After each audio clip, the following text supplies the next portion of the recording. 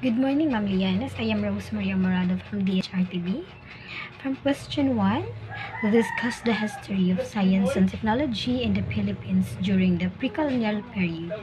The Philippines pre-colonial period was filled with the indigenous peoples engaged in held trade with the various cultures and economies in the region of the foreign traders. They already had an alphabet, numbers system, a weighing and measuring system, and a calendar. Filipino were already engaged in the farming, shipbuilding, mining, and weaving, and the Banawi rice terraces are among two sophisticated products of engineering by the pre-Spanish Filipinos. For the question 2, discuss the history of science and technology in the Philippines during the Spanish colonial period.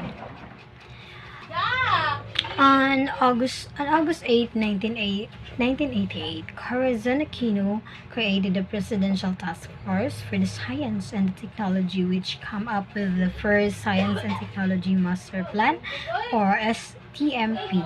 The goal of STMP was the Philippines of the achieve newly industrialized country's status by the year 2000.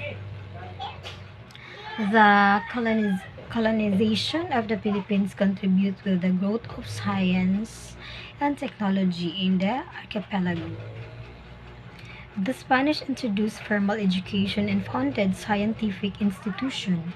Later, the Spanish established colleges and universities in the archipelago, including the University of Santo Tomas.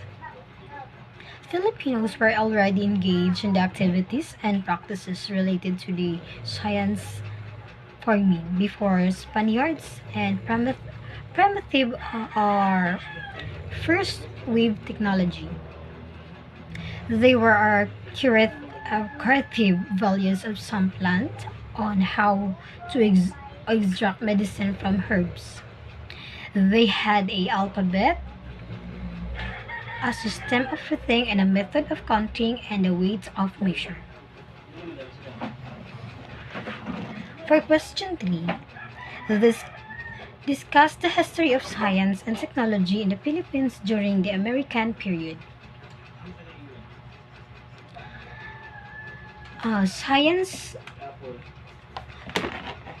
Science during the American period is inclined towards agriculture.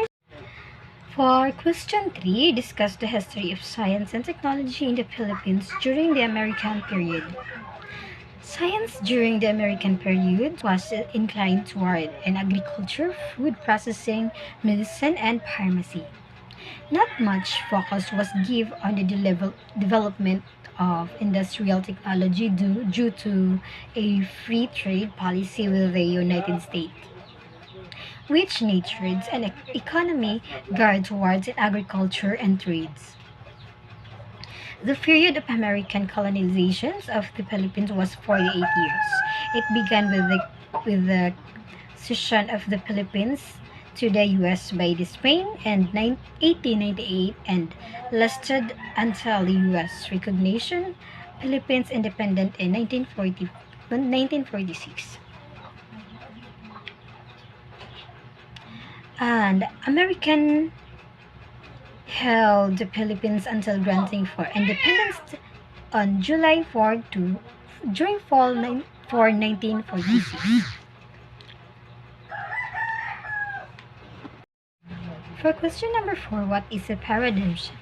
A paradigm shift is a concept identified by the American physicist and philosopher Thomas Kuhn. It is a fundamental change in the basic concept and experimental practices of the scientific disciplines. Kuhn acknowledged having used the term paradigm in two different meanings.